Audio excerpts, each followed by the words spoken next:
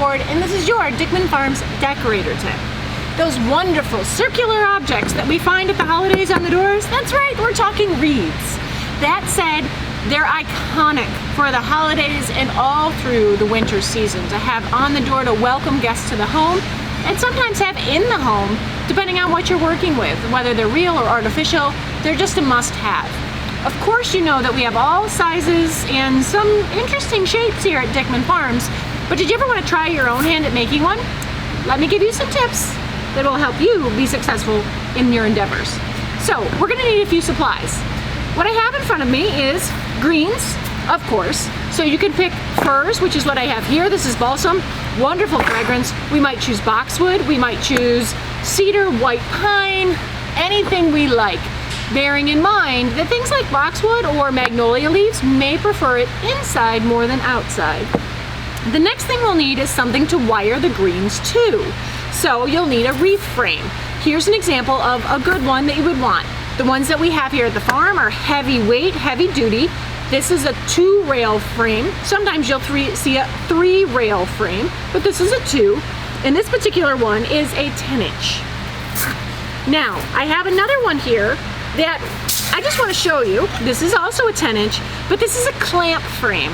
So most of you probably don't have a wreath clamp at home. So just if you see this, just go ahead and bypass it because it's not going to be terribly helpful to you and kind of pokey. So I want you to be successful. The other things that we're going to need besides the greens in our frames, we're going to need wire, trimmers, wire cutters, and I would suggest some pliers. And finally, some wilt-proof. Wilt-proof is fantastic because it helps seal those leaf surfaces because this green is cut and no longer in a water supply like the floral foam oasis. This will just help keep them from drying out a little bit faster. So, once we're ready, we're going to get started by cutting our greens.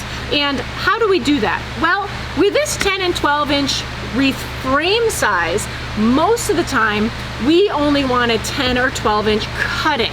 That's going to give us an overall finish size of somewhere between 20 and 24 inches. Now, if I wanted a bigger wreath, I'd buy a bigger frame and use only maybe a 14 or a 16-inch cutting. We don't need to go that much bigger on the cutting. The frame does a lot of the work for us. So, I keep mentioning measuring, so I forgot an instrument that we need, which is a ruler. So, it is very important when making your wreaths, once you've decided on your length of cutting, which I suggest again is that 10 inches, we want to make sure that we are in fact cutting consistently 10 inches. So we can just lay down our ruler or measuring tape, or maybe you just line out a piece on a piece of wood and you just go from there. And then we go ahead and we snip to that 10 inches. And we go ahead and we go through our greens until we get a nice big collection of them.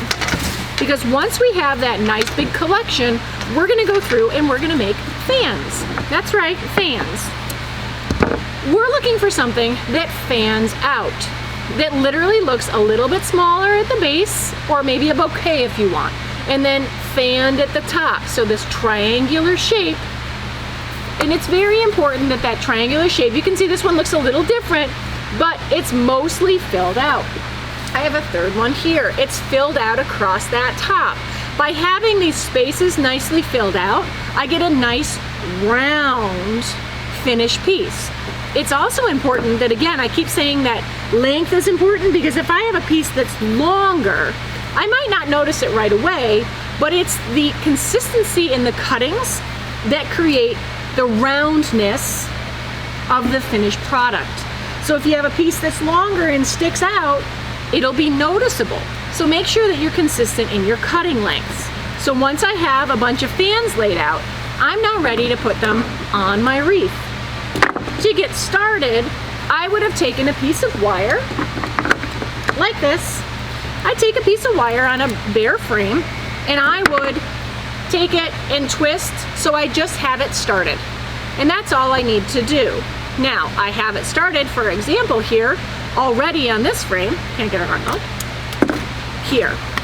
And all we're going to do is once we have it started wiring, we lay our next fan about halfway up the previous one, or if you don't have a previous one, then anywhere you want. And then we take And like a little weaver bird, we weave our wire tightly between the branches. And the reason we weave it and not just lay it is because if I were just to lay it, it would cinch those greens down and I would notice it. And I don't want to do that too much. I don't want you to notice where I've put this. So I'm going to be a little weaver bird again, and I'm going to come around these, and I'm working away from my green, so I'm working towards the empty portion of that wreath, and I go around. Now I have this so I can use it to pull. Depending on your grip strength, you may employ your tool of your pliers to help you pull that. But either way, I just keep going around. And then when I get near the base, I stop, I grab another fan, make sure it's fanned out, go another halfway to 3/4 of the way down, and I just keep going around and securing that.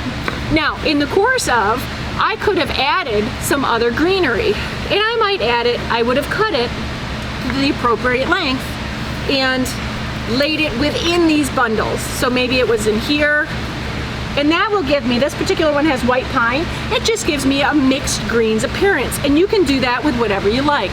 And you can actually have more of this than you do a balsam or anything else. It's really up to you.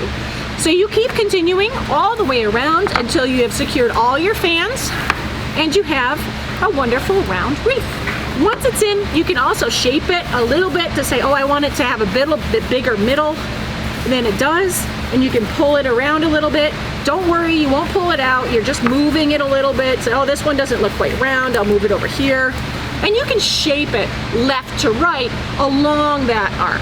So, if you have any questions, you know where to find us here at Dickman Farms, and this has been your Dickman Farms Decorator Tip.